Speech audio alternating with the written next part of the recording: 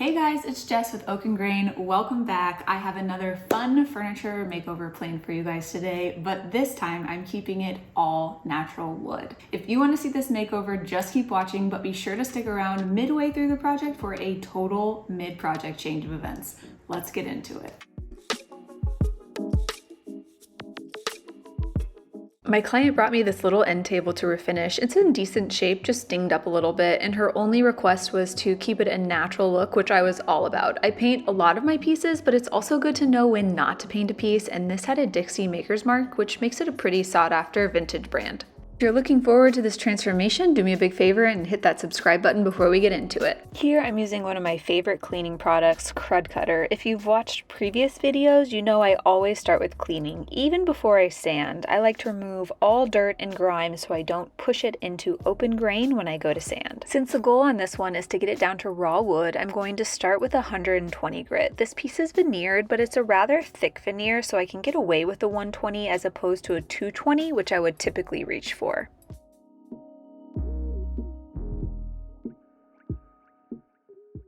You'll see I'm being very careful on the edges and preferring to hand sand here, especially on the edges. It's so easy to sand through the veneer if your sander, say, hits at an awkward angle. And once that happens, there's really no going back aside from re-veneering that entire section or painting, which isn't the plan on this one.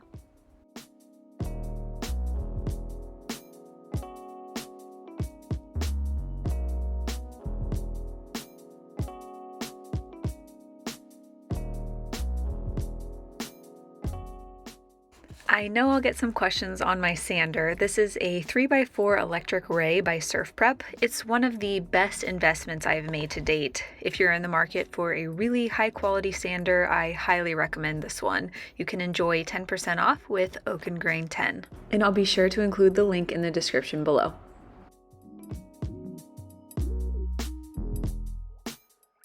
Again, you'll see I'm choosing to hand sand the edges. It's just so easy to sand through the veneer, so the extra time that this step takes is well worth it if you want a natural, beautiful finish. For ease of sanding and staining the legs, I'm simply disassembling the piece and removing the legs for this next step.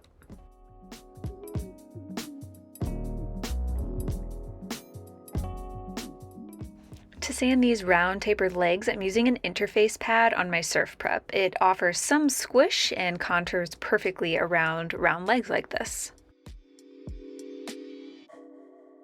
For this section with peeling veneer, I'm using a needle and syringe. I'll include them in the link below. I fill the syringe with Titebond, inject, and clamp it until dry.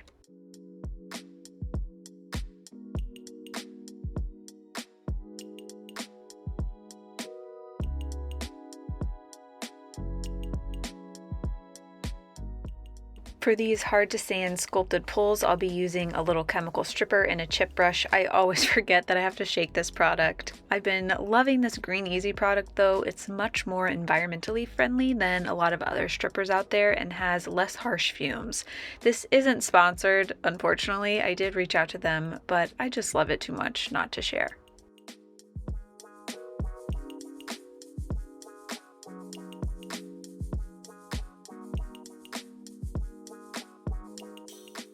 Once I applied a pretty thick coat, I just wrap with a little saran wrap. I find that this keeps it moist and activated and also helps keep it adhered on any vertical surfaces. And I will let this sit for about 4 hours.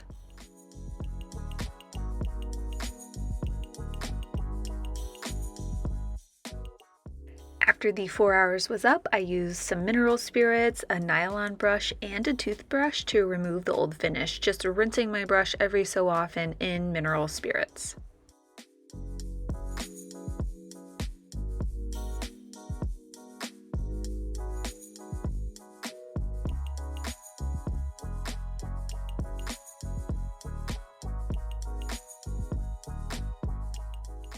So now that I have my entire piece sanded and stripped down to raw wood, it's time to decide if I'd be happy moving on to a top coat at this point or if a stain color would be desirable. A great way to test what polyurethane will look like on raw wood is just to spray it with water, which is what I'm doing here. I'm not loving the yellow undertones and imperfections, so I decided to do a paint wash.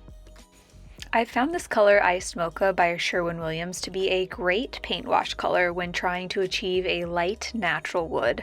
I watered down about 1 part paint to 8 parts water. Here I'm going to just brush it on and not wipe it off. I'm needing a little more coverage, which is why I'm not going back with a shop rag, but you may absolutely wipe it back if you're going for more of a translucent coverage.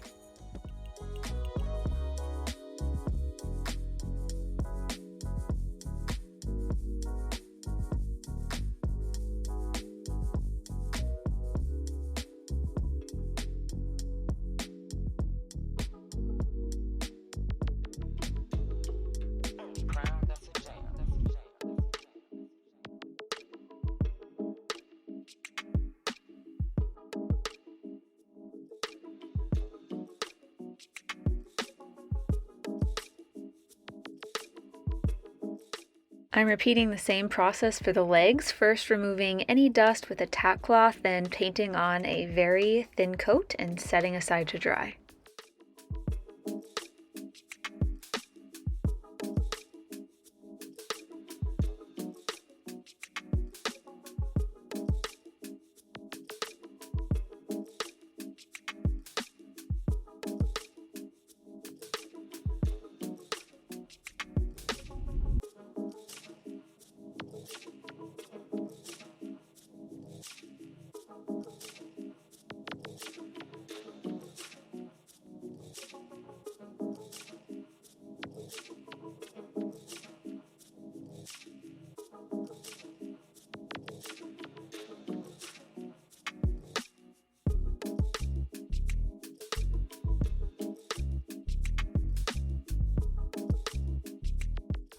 Once all of my paint wash was dry, I'm just reattaching the leg so I can turn it upright for my last final steps.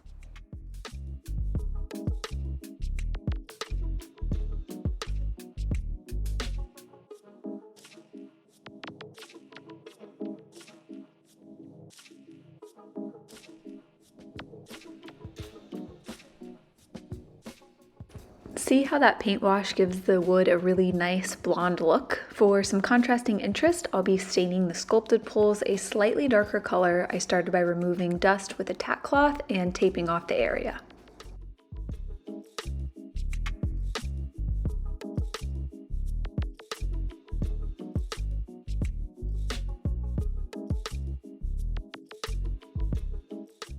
I'm using the color Early American and will be applying with an artist brush.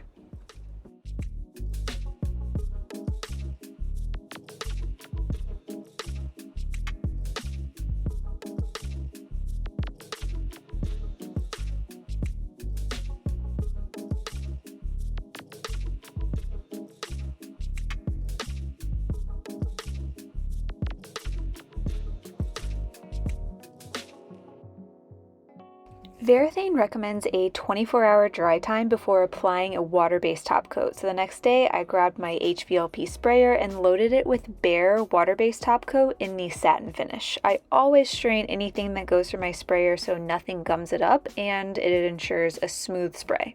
For those of you that don't have a sprayer, consider using an oil-based top coat on natural wood pieces. You won't want to use a product like this on painted surfaces because it yellows with time, but it is incredibly forgiving.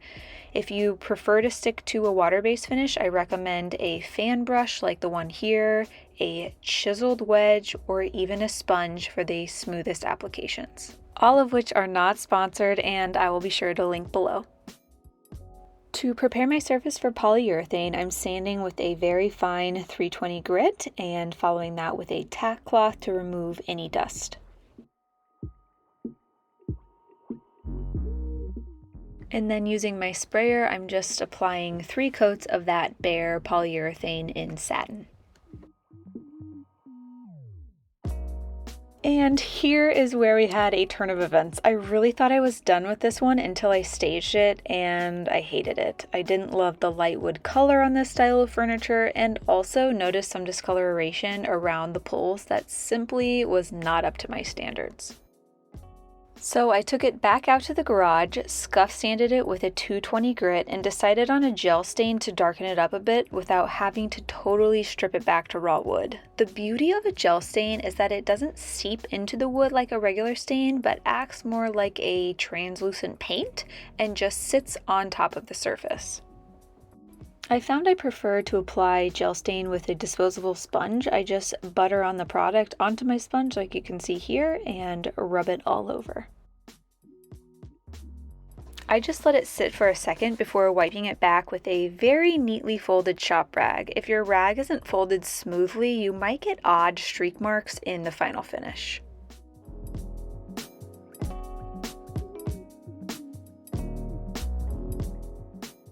Gel stain is kind of fun, but yet also challenging in the same way that you can control how much you take off. For example, I could have stopped here, but I wanted a lighter finish, so I continued to wipe back until I was happy with the final look. If you ever get to a point where you want to start over or you want to remove more of that stain than just your shop rag alone is doing, you can always dip your shop rag in a little bit of mineral spirits.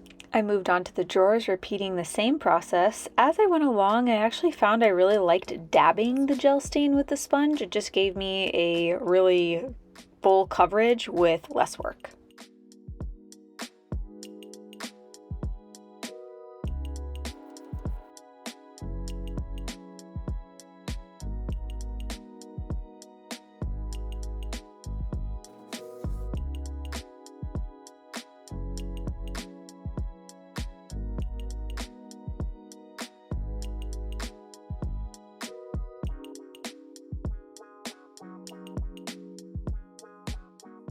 After the gel stain had dried for 72 hours, I was ready to top coat again. Again, I strained this bare satin polyurethane and applied with my sprayer with 3 coats.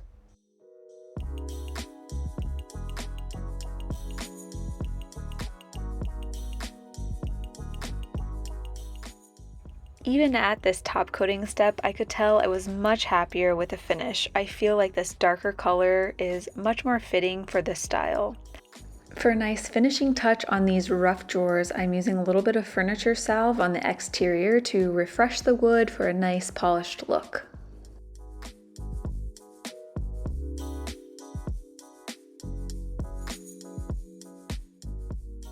I then apply the salve to the vertical surfaces of the interior of the drawer and line the bottom with a beautiful wrapping paper using double-sided tape.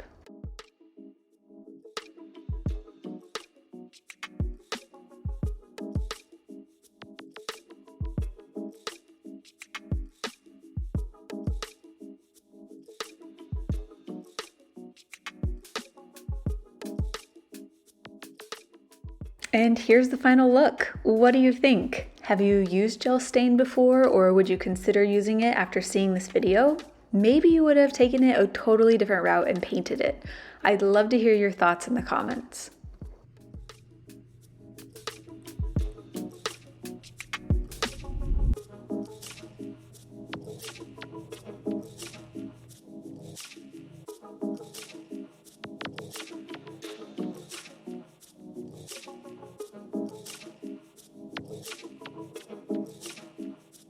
Thanks so much for joining me for more of a restoration style furniture makeover. I hope you loved it. Definitely let me know what you thought in the comments. And if you like this video and want to see more furniture makeovers like this, go ahead and hit that subscription button. And if you want to be notified so you never miss a video, hit that notification bell as well.